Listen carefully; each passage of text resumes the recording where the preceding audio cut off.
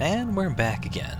So, while I was off at dinner, I was thinking about the possibilities of where I should go to figure out how to get the key out of that door.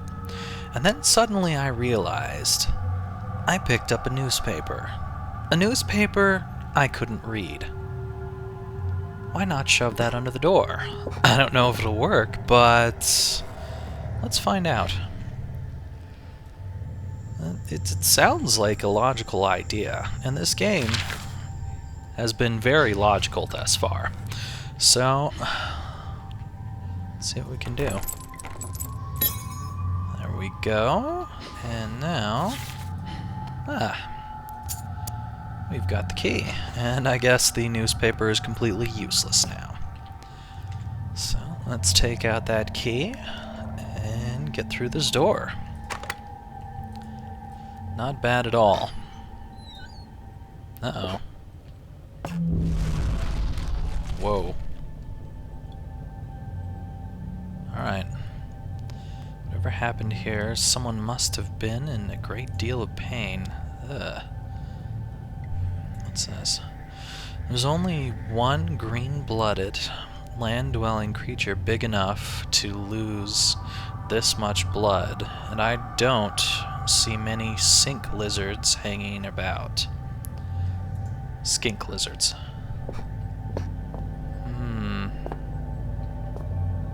Interesting. From the debris, I'd say something huge broke into the room not too long ago. There's blood and slime everywhere.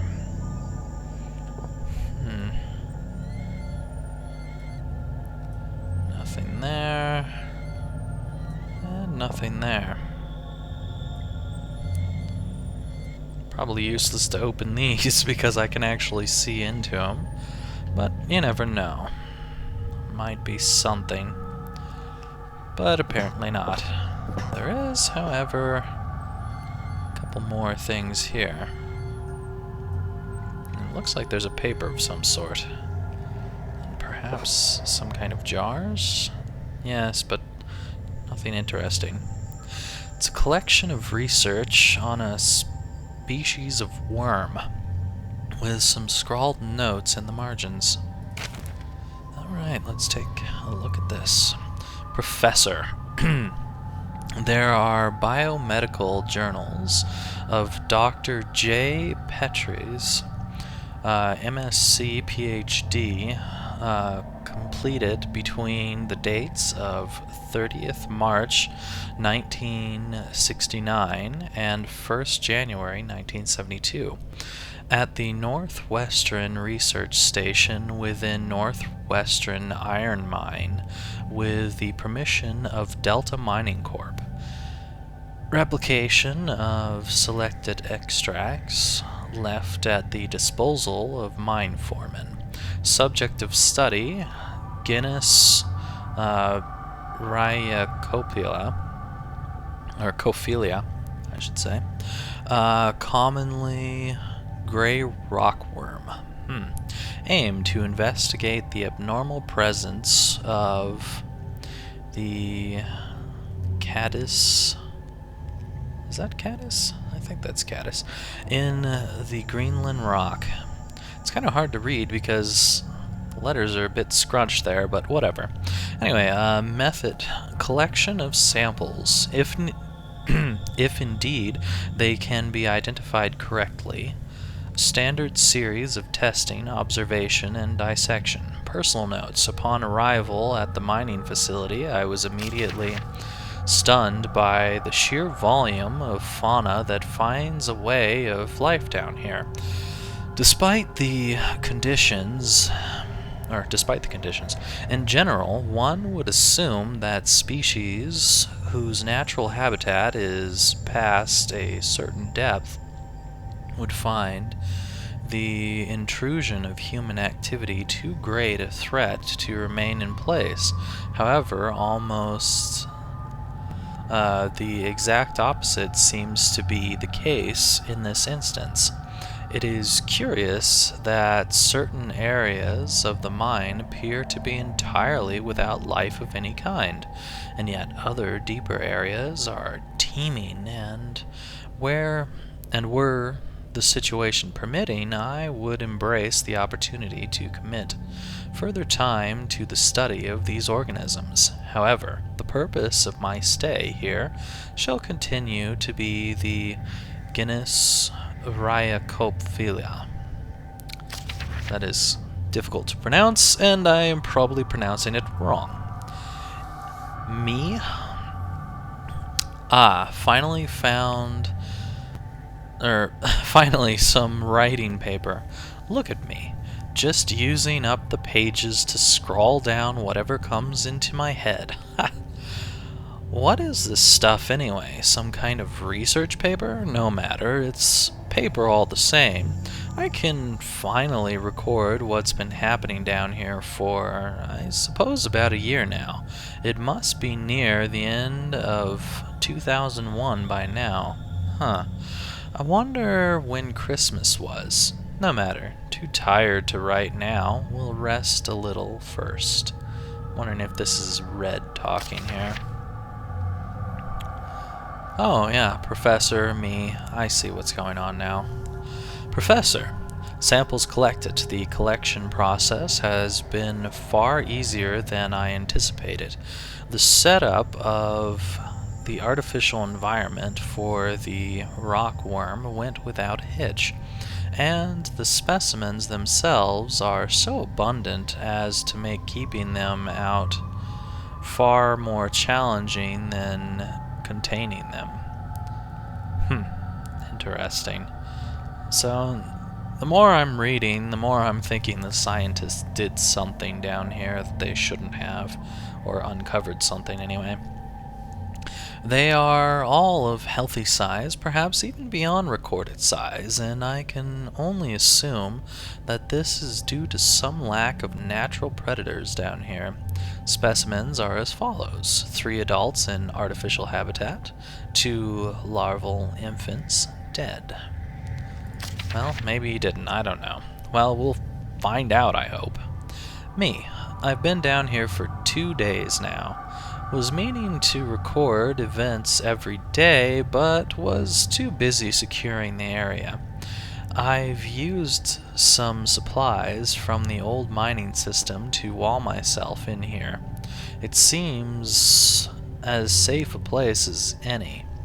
So those things should at least stay put for a little while. To that end, seems I've had a pretty lucky stumbling here.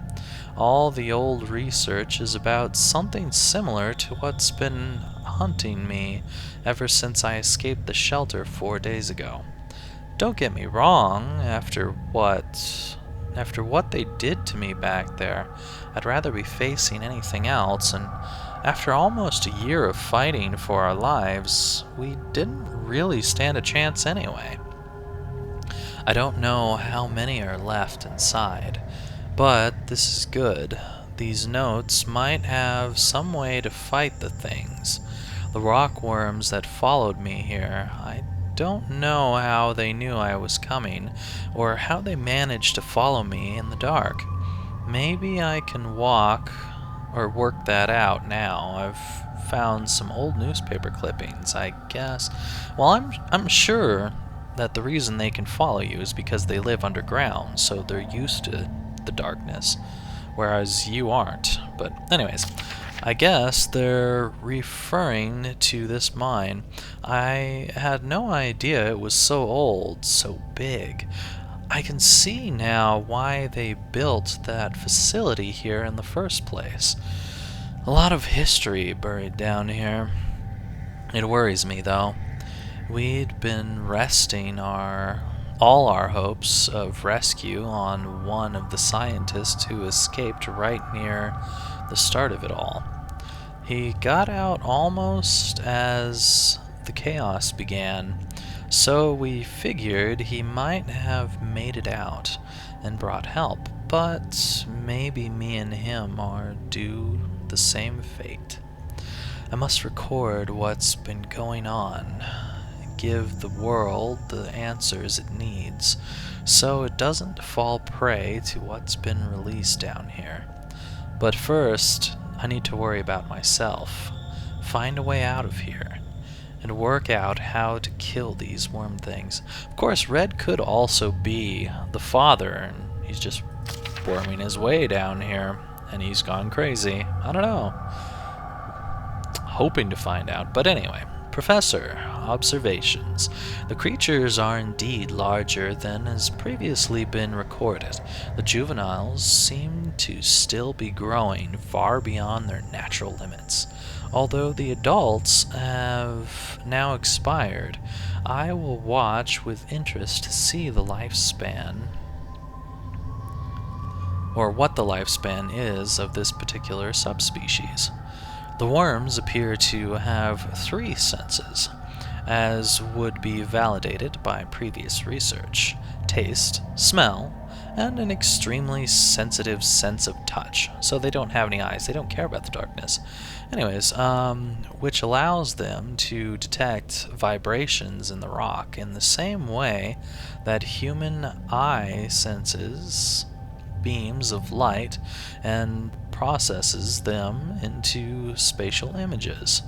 Their natural prey is insects smaller than themselves, and heaven help those insects, because the worm is a vicious and efficient killer. Me. He's wrong. They have no sense of smell. Today I attempted to distract them with a concoction I found lying around, but to no avail. However, it does seem that they detect movement via vibrations, which would explain how they can see in the dark. Damn, there's almost no way to escape them down here. I'm on their territory now. Lifespan is 3 days and counting. I can still hear them outside the wall. As an extra precaution, I've locked myself in the smaller study area, connected to the main lab room. If they get through that wall, I doubt this door will stop them, but it's better than nothing. Barely. Professor. Conclusions. The subspecies of genus Rhyacophilia is highly adapted for its environment. If released above the surface, it seems likely that it would quickly destroy the existing rockworm population, and soon after the population would grow to a size far outstripping its own food supplies. Given its increase in size and lifespan already due to unknown conditions, I would hypothesize that the worm, if left in such conditions for a reasonable period of time, perhaps 3,000 or 4,000 years, could grow up to a further 3 inches. Yeah, making it a total of almost 1 foot long. Let's say that that's silly, and it's probably been way longer than you thought all along. But anyway, however, should those conditions change, or indeed magnify, physical evolution could occur far more rapidly. Okay, I can agree with that. Me. It's the 5th day today, and I swear they have begun to surround my location. I can't tell whether or not they have breached the wall I built, but I'm certain they've entered whatever area surrounds this room. The future looks increasingly bleak. I intended to record here the events of the past year in the hope that perhaps what occurred could be contained or driven away. Now I realize I could write all I wanted. No one will ever make it down here to read it. So why write this now? Good question. I have no answer. All I do know is I'd rather take my own life than die at the jaws of those hideous monsters. I've tied a noose. Those monsters may feed on my corpse, but they won't take my life.